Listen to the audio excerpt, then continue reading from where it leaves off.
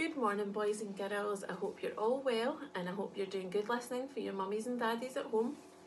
This morning I'd like to share a little story with you. I'm going to read The Smartest Giant in Town. The author is Julia Donaldson and the illustrator is Axel Scheffler. George was a giant, the scruffiest giant in town. He always wore the same pair of old brown sandals and the same old patched up gown. I wish I wasn't the scruffiest giant in town, he said sadly. But one day, George noticed a new shop. It was full of smart clothes, so he bought a smart shirt, a smart pair of trousers, a smart belt, a smart stripy tie, some smart socks with diamonds up the sides, and a pair of smart shiny shoes. Now I'm the smartest giant in town, he said proudly. George left his old clothes behind in the shop. He was about to go home when he heard a sound. On the pavement stood a giraffe who was sniffing sadly. "What's the matter?" asked George. "It's my neck," said the giraffe. "It's so very long and so very cold. I wish I had a long, warm scarf." "Cheer up," said George, and he took off his stripy tie. "It didn't match my socks anyway," he said, as he wound it round and round the giraffe's neck. It made a wonderful scarf. "Thank you," said the giraffe. As George strode towards home, he sang to himself, "My tie's a scarf for a cold giraffe, but look me up and down, I'm the smartest giant in town." George came to a river.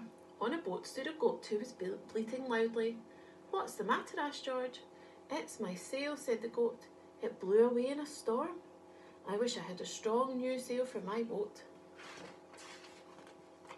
"Cheer up," said George, and he took off his new white shirt. "It kept coming untucked anyway," he said, as he tied it to the mast of the goat's boat. "It made a magnificent sail."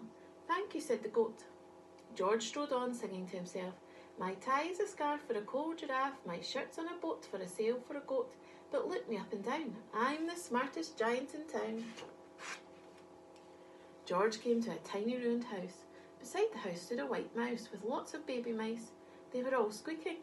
"What's the matter?" asked George. "It's our house," squeaked the mother mouse. "It burned down and now we have nowhere to live. I wish we had a nice new house."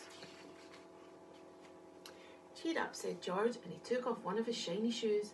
"It was giving me blisters anyway," he said, as the mouse and our baby scrambled inside. The shoe made a perfect home for them. "Thank you," they squeaked.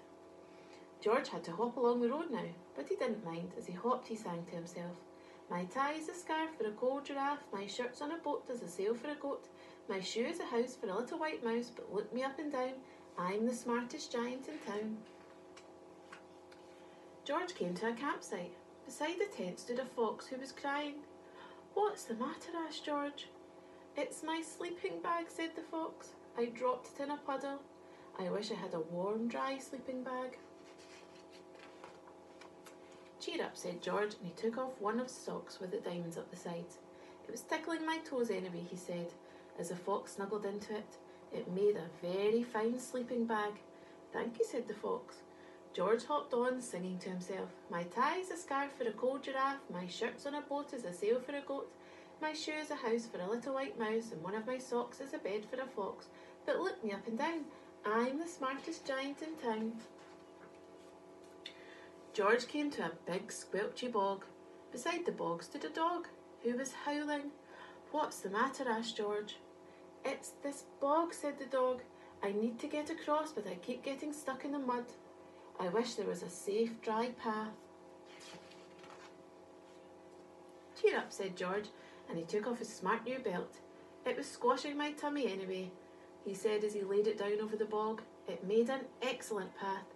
"Thank you," said the dog. The wind started to blow, but George didn't mind. He hopped on, singing to himself, "My tie's a scarf for a cold giraffe, my shirt's on a boat as a sail for a goat, my shoe is a house for a little white mouse, and one of my socks is a bed for a fox. My belt helped a dog who was crossing a bog, but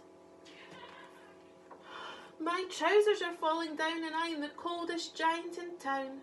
Suddenly George felt sad and shivery and not at all smart. He stood on one foot and thought, "I'll have to go back to the shop and buy some more clothes."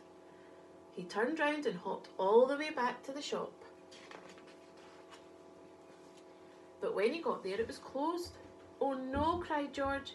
He sank down onto the doorstep and a tear ran down his nose. He felt as sad as all the animals he had met on his way home. Then out of the corner of his eye, he saw a bag with something familiar poking out the top. George took a closer look. "My gown," he yelled. "My dear old gown and sandals." George put them on. Then he felt wonderfully comfortable. "I'm the cosiest giant in town," he cried, and he danced back home along the road. Outside his front door stood all the animals he had helped. They were carrying an enormous present. "Come on, George," they said. "Open it." George untied the ribbon. Inside was a beautiful gold paper crown and card. "Look inside the card, George," said the animals. George put the crown on his head and opened the card.